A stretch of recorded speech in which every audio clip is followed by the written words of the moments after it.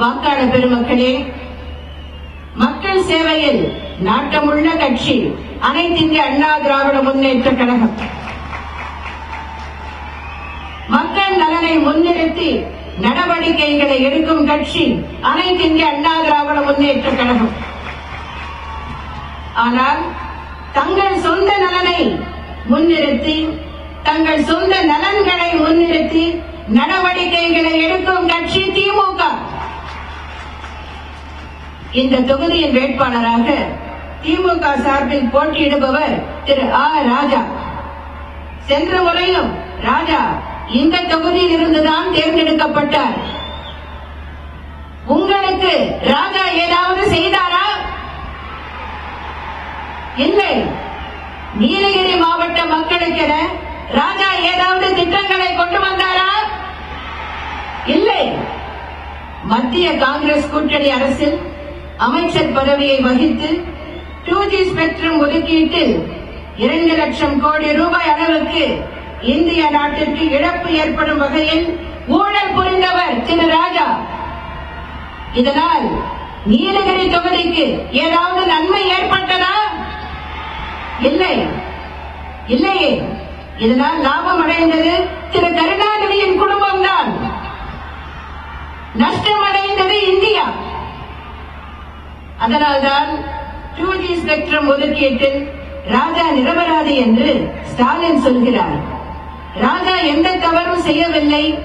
போடப்பட்ட வழக்குகள் எல்லாம் இப்போது ஆடிக்கொண்டிருக்கின்றன.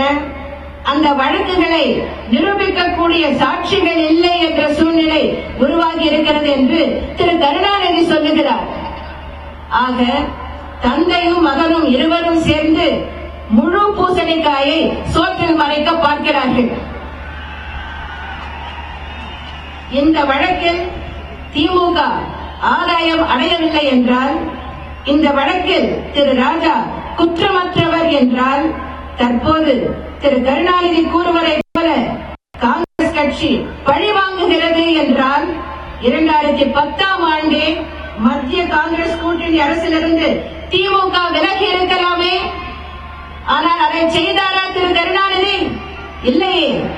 மாறாக அந்த கூட்டணியிலேயே ஒட்டிக்கொண்டு இந்த வழக்கிலிருந்து எப்படியாவது தப்பிக்க வேண்டும் என்றுதானே திரு கருணாநிதி முயற்சி செய்தார். எங்கு அடித்தால் திரு கருணாநிதிக்கு வலிக்கும் என்பதை காங்கிரஸ் கட்சி நன்றாகவே தெரிந்து வைத்திருக்கிறது. வாக்காளர் பெருமக்களே, திரு கருணாநிதியின் தன்னலத்தை, சுயரூபத்தை புரிந்து கொள்ளுங்கள் என்று கேட்டுக்கொள்கிறேன். ஸ்பெக்ட்ரம் ஒதுக்கீட்டில் 1,76,000 கோடி ரூபாய் அளவுக்கு வருவாய் இழப்பு ஏற்பட்டிருக்கிறது என்று இந்திய தணிக்கைத்துறை கூறுகிறது. ஸ்பெக்ட்ரம் ஒதுக்கீடு சட்டவிரோதமான செயல் என்று சொல்லி அனைத்து உரிமங்களையும் உச்சநீதிமன்றம் ரத்து செய்திருக்கிறது. இவற்றின் அடிப்படையில் தான் திரு ராஜா ஓராண்டு காலம் சிறையில் இருந்தார். திரு கருணாநிதியின் மகள் கனிமொழி திகார் சிறையில் பல மாதங்கள் இருந்தார்.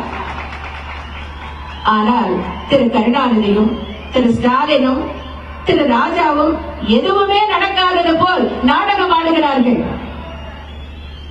அரிதான ஸ்பெக்ட்ரம் அலைக்கற்றையை அடிமாட்டு விலைக்கு விற்ற கட்சி திமுக. அதன் மூலம் நாட்டிற்கு 2 லட்சம் கோடி ரூபாய் அளவிற்கு வருவாய் இழப்பை ஏற்படுத்திய கட்சி திமுக. நில அபகரிப்புக்கு பெயர் போன கட்சி திமுக. இவர்களுக்கு வாக்களித்தால் இவர்கள் இந்திய நாட்டையே அபகரித்து விடுவார்கள்.